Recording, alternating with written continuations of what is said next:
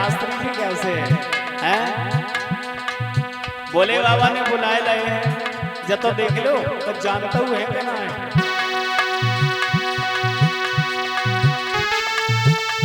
कुछ लोग इसलिए आते हैं देखिए शास्त्री जी कैसे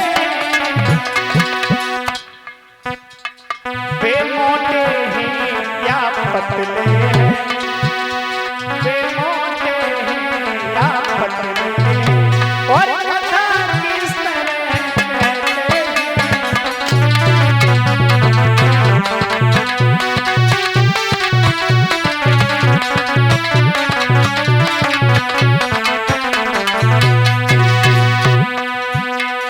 कहा कुछ लोग तो यही देखने आते हैं, चलो देखे हैं पंडाल कैसा लगा है और कौन यज्ञपति परीक्षित बना है।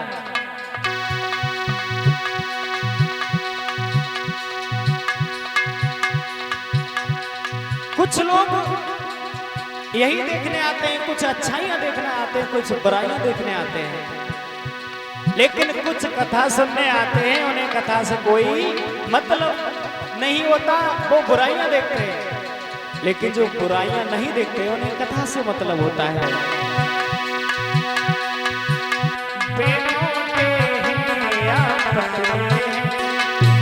और कथा किस तरह कहते हैं।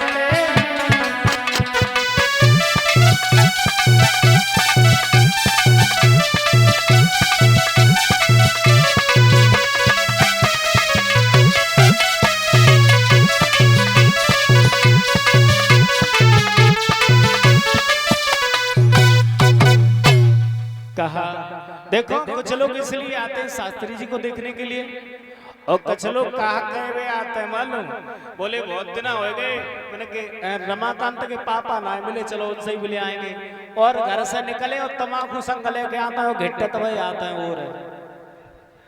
और भैया कहा हो रहा कथा में हो रही, और जहाँ कोई है तो है ही नहीं, कहाँ चले गए सब व्यवस्थापन, और तमाकू घिट्ट जाता है। और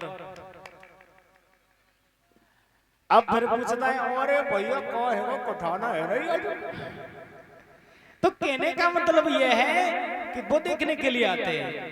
तो कहा है कि कथा में बैठने के बाद भी हम कथा नहीं सुन पाते।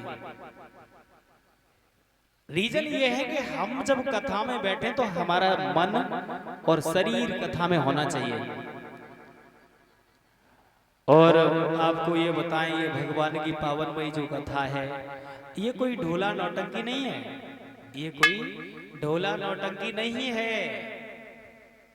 हाँ वो आपकी अलग बात है कि आप समझें तो बात अलग है। जैसे लोहा है, अब वाई लोहा से जो हमारे विश्वकर्मा लोग हैं वो चारपाई बना देते हैं, उसकी आरी बना के बनवा के, और उसी लोहा से जो है चाकू बन जाता है, तो सब्जी कटती है उसी लोहा से, और उसी लोहा से हम लोग हजामत भी बनवाते हैं, और उसी लोहा पे हम रोटी भी बनाते हैं, तवा पर रखे। लोहा तो एक ही है लेकिन काम अलग अलग है। तो जिसकी जैसी भावना तैसी ताय सुहाय, और सबे नीम करुए लगे ऊट प्रेम से खाए।